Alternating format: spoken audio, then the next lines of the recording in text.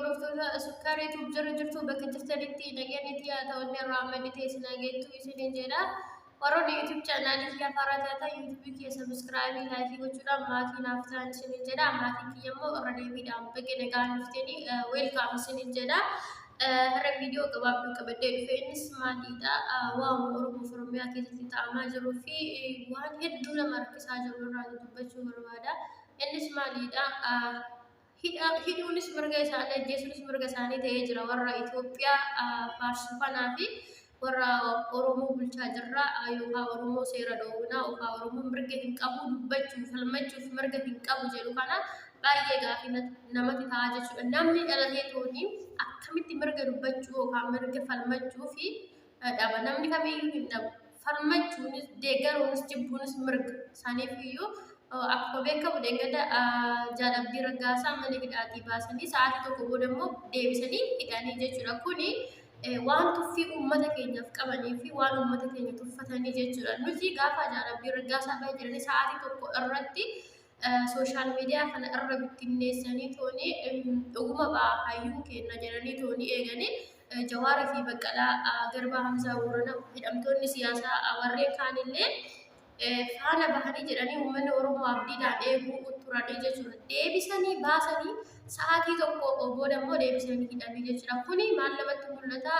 Tuffii namaa namatti mul'ata jechuudha. Tuffii uummata kanaaf qabanii fi gara jabeenya isaanii fi namaan taphachuu namni kamiyyuu mootummaan aangoo qabachuunis waanuma jiru aangoo irraa bu'uunis waanuma jiru. Garuu immoo kuni gaafa mana hidhaa keessaa baasanii deebisanii immoo hidhan baay'ee waan nama aarsuuf waan baay'ee nama gaddisiisudha. Hidhuus ajjeesuus mirga hin qaban namni kamiyyuu yoo yakka hojjete itti gaafatama yakka isaatiif gaafatama malee hin hidhamullee hin ajjeefamullee jechuudha. Sanaafiyyuu jechuudha haga tuffii uummata keenyaa qabanii haga uummata keenya tuffatanii akkatti uummata kana tuffatanii fi akkatti uummata Oromoo aangoo kana baasee itti kennee fi uummanni Oromoo aangoo kana fuudhee itti kennee akka isaan uummata keenya tuffatanii ilaala. Akka isaan tuffatanii fi akka tuffii uummata kanaa qaban ilaala.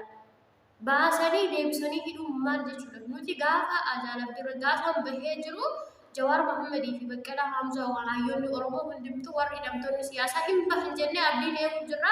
Isaan ganaa baasanii deebisanii hidhanii jechuudha. Kuni tuffii uummataatti agarsiisa. Oromoon tuffatamuu agarsiisa. Oromoon ni bilisoomu. Kana itti naaf bariinis ni dhufa. Bariis ni agarra. Barii kana immoo walumaanuu arguu jirra.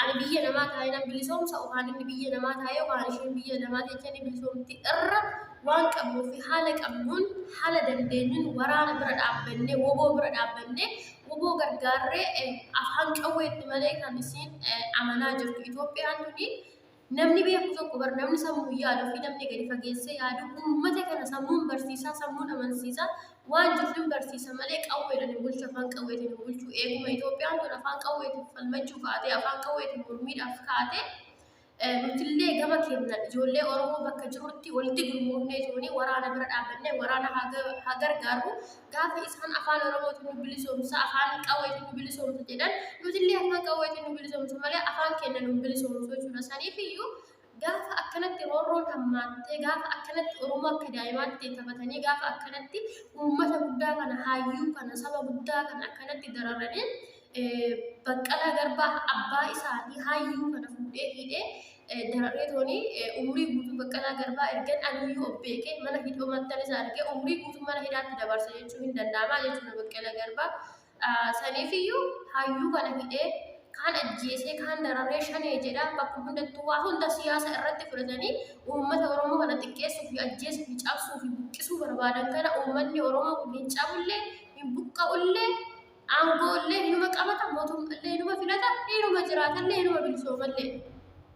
Kanaafuu hayyuu yookaan goota Oromoo mana hidhaatii baasanii sa'aatii takka booda immoo deebisanii hidhaatti deebisuun kuni haga tuffii namaa qabaniif haga tuffii uummataa qabaniif garuu uummanni kun tuffatamus jibbamus dhugaa isaatii fi haqa isaatii fi borutti iftaanitti bilisoomuu fi bilisummaa arguu fi rakkoo kana keessa bahuu hinuma danda'a. Oromoon jaalataadha, Oromoon hammataadha, Oromoon qabataadha.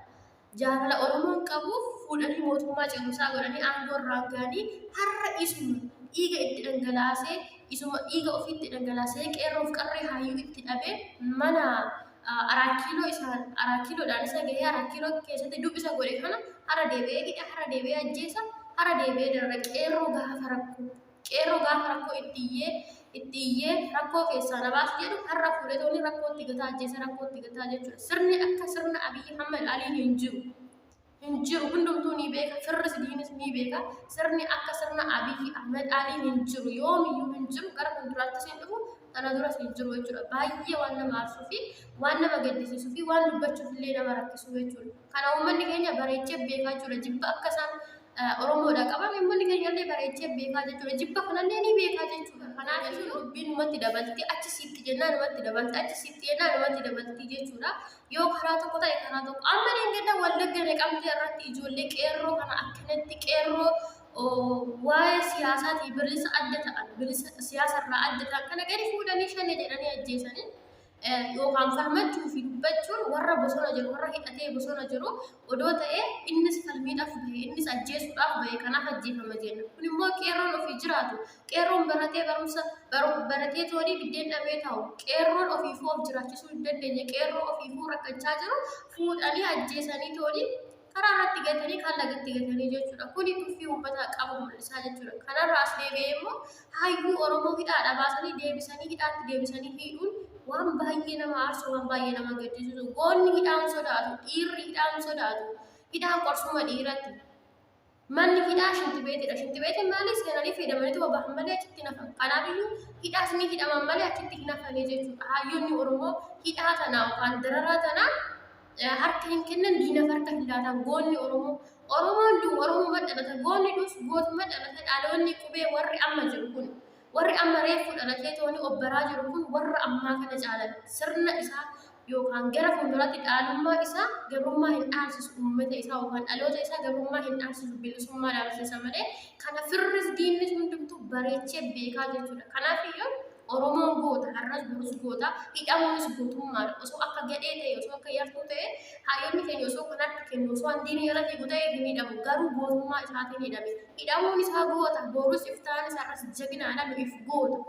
Hayyoonni keenya nuuf goota. Kanaafiyyuu gootummaa isaaniitiif hidhaman malee osoo galtuu akka warra garaasan ta'e hin hidhamanii hidhaayyuu hin arganii fataa jedhanii jireenya ofii jiraatan garuu saba kanaaf dhugaa qabanii haqa qabanii falmachuudhaaf immoo yoo hidhamanis uumaa miti garaa nama nyaatu jechuudha. Abbaan darbu seenaan hin darbuu jedhe Jeneraal Taaddasaa Birruu. Sanaafiyyuu seenaan har'aa miti seenaan har'a Oromoodha jedhanii waggaa tokko baatii 5 mana hidhaatti dararamanii rakkatanii Oromoo ajjeefamaa jiru, Oromoo dhumaa jiru, akkanatti Oromoodhaaf cinqamaatii hidhamaa jiran kuni seenaan boruu isaa yaadata seenaan hin daggatu jechuudha. Mootummaa kanas ta'e warra mootummaa jala fiigu warra gurri isaanii duudaa warri ijji isaanii jaama kunis boru irraa gaafataman. Karaa rabbiitiinis irraa gaafataman, karaa seeratis irraa gaafatamanii dhiiga ilmaan Oromoo akkanatti kutaalee Oromiyaa guutuu keessatti dhangala'aa jiru. Kanaafii jechuudha. Kanaafiyyuu baay'ee nama rakkisa, baay'ee nama aarsa. Nama lubbuun jiru arrabsuunis faarsuunis hin ulfaataa jedhe Haceen akkasuma gaafa kalee kabajaan jaalalaan aangoo itti kennanii har'a aangoo fudhatee tooni uummata Oromoo kana ajjeesuuf dararuma irratti xiyyeeffata. Kunis inuma darba guyyaanis inuma dhufa. Kanaafiyyuu haga viidiyoo biraatti walitti deebinutti turtii gaarii isiniif haa ta'u nagaan tura.